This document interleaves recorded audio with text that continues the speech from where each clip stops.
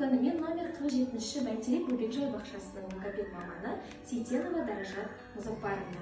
Бүгін біз сіздермен баладағы тапсырма орындау кезеңіндегі назарының тұрақсыздығын, баланың бойындағы гипербелсенділікті жою және сезім мүшелерінің қабілетін жақсарту жөніндегі біршама тапсырмалар тізімімен таныстырамын және оларды тәжірибе түрінде көрсетеміз. Үшін бізге мынандай екі таяқша керек болады. Таяқшаның көмегімен бала таяқшаны оң және сол қолына ұстау арқылы және оны кезек жіберу арқылы кері оны ұстап алу қажет. Және осы арқылы біз баланың екі ми жартышарын, баланың көз қимыл координациясын, баланың назарын және баладағы жылдамдық қабілетін дамытатын боламыз.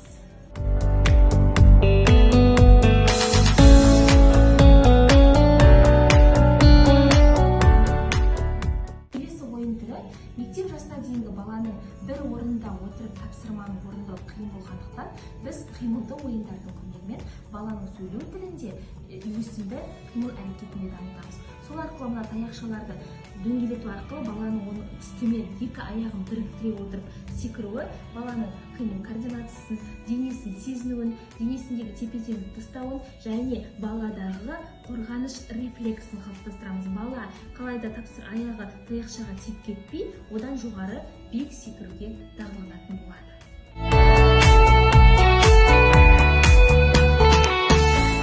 Үшінші ойын түрі мынандай бұрышты қорапшаларды баланың аяғына ұстату арқылы ешқандай қолдың көмегінсіз аяқ бұлшықеттеріне салмақ түсіру арқылы оны жоғары көтеріп, басының жоғарғы бөлігіне қою.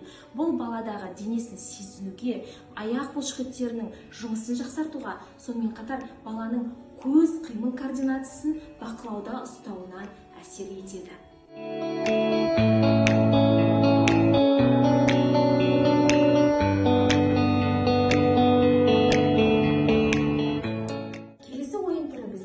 Балаға логоформуланы дауыстау арқылы айтқыза отырып, балалардың назарының бір жерде тұрақталуын және ми жартышарының жұмыс істеуін қадағалау. Балаға екі түрлі түсті бере отырып, А қызыл, О көк деген сынды және мұғалім, педагог қажет түсті көрсеткен кезде бала сәйкесінше сол түсті атай отырып сақинаны кигізу. Бұл баланың назар тұрақтылығына және өз әрекетін бақылауда ұстауына әсер етеді.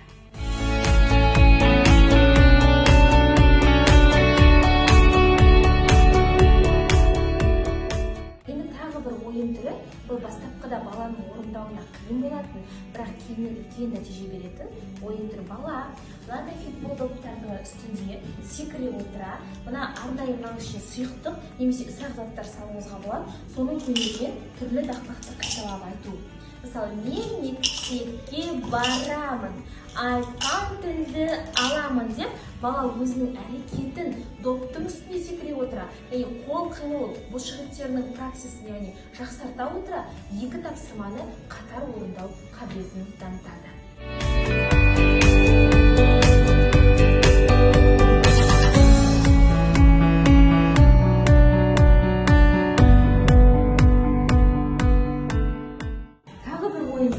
Егер балаңыз мүлдем отырмайтын болса, бір жерде отыра алмай, әр нәрсені қолына ұстап тапсырма кезінде сізге кедергі келтіретін болса, баланың артына, оны қабырғаға тақау арқылы артына доп қойып, қандай да бір затты белгілі бір межеге жеткізуін талап етіңіз. Сол арқылы бала өзінің денесін сезінуді үйренеді және тапсырма кезінде әлгі допты қалайда құлатып алмайын деген белгі арқылы келесі тапсырманы қатесіз орындауға тырысады. Сол арқылы баланың зейін тұрақтылығы қалыптасады.